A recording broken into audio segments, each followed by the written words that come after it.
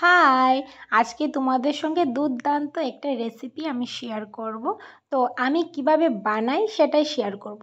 তো আমরা বাঙালিরা বিশেষত কিন্তু পনির যে আমরা খাই সেটা আমরা নিরামিষভাবেই খেতে বেশি পছন্দ করি। আমি আজকে বানাবো হচ্ছে পেঁয়াজ রসুন দিয়ে। তো আমি কিভাবে বানাই সেটাই তোমাদের সঙ্গে শেয়ার করব। তোমাদের যদি ভালো লাগে অবশ্যই বানাবে কিন্তু। আর প্রথমেই আমি কড়াইটা বসিয়ে আলু আর হচ্ছে গিয়ে অল্প নুন আর একটু হলুদ দিয়ে ভালোভাবে ভেজে নামিয়ে নেব, কারণ এভাবে যদি তরকারির মধ্যে দেওয়া হয় মানে অনেকটাই টেস্ট হয়। তারপরে আমি কি করব, এখানে টমেটো কুচি করে কেটে নিয়েছি, এর মধ্যে দুটো শুকনো লঙ্কা দিয়ে পেস্ট করে নামিয়ে নেব, কারণ টমেটোটা পেস্ট করে দিলে আরও বেশি স্বাদ হয়, ভালোভাবে কষাতে হবে বাস। তো টমেটোটা এখানে পেস্ট করে আমি নিয়েছি। আর একটা কথা তোমাদের সঙ্গে আমি শেয়ার করছি যে আমার ব্যাকগ্রাউন্ডে কিন্তু আজকে প্রচুর আওয়াজ হচ্ছে, কারণ আজকে হচ্ছে অফ ডে, তার জন্য সবাই যার যার রুমে আছে কাজ বাজ করছে, তার একটু শব্দ আসতে পারে।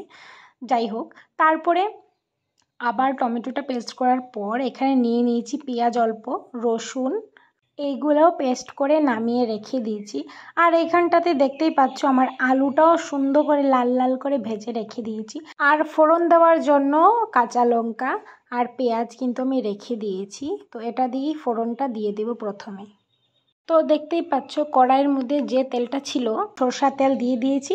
আর আমি বিশেষ করে সরষের তেলটা খেতে খুবই পছন্দ করি, জানি না অনেকে সাদা তেলও খায়, তো আমি সরষের তেলটা খুব বেশি ভালো পাই, তার জন্য সরষের তেল দিলে মানে আমার বেশি ভালো লাগে তরকারির মধ্যে।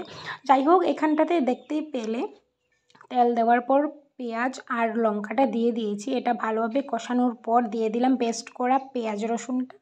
এটাও ভালোভাবে কষানোর পর দিয়ে দিয়েছি হচ্ছে টমেটো। আর একটা কথা, টমেটোটা কিন্তু খুব ভালোভাবে কষাবে, নয়তো টমেটোর কিন্তু একটা বাজে একটা স্মেল আছে, তো এটা আমি পছন্দ করি না, তার জন্য খুব ভালোভাবে কষাতে হয়।